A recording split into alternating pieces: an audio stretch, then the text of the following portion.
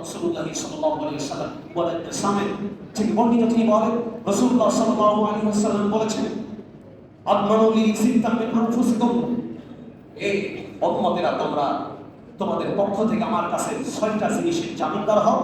আদমান লাকুমুল জান্নাহ, আমি তোমাদের জন্য জান্নাতের জামিনদার হয়ে যাব। সুবহানাল্লাহ।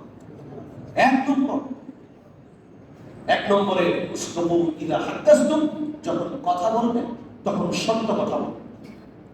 ওয়াউফু ইযা ওয়া'আদতুম, যখন ওয়াদা করবে সেই ওয়াদা পালন করবে, ওয়াদা মান্য করবে। 3 নম্বরে ওয়া'আদু ইযা উতুমিনতুম, আমানতের আদায় করবে, আমানতের খিয়ানত করবে না, আমানত রাখা হলে তা আদায় করো। 4 নম্বরে ওয়াহফাজু ফুরুজাকুম, লজ্জাস্থানের হেফাজত করো। 5 নম্বর ওয়াগদ্দু আবসারাকুম, তোমাদের দৃষ্টিকে রক্ষা করা, হেফাজত করো।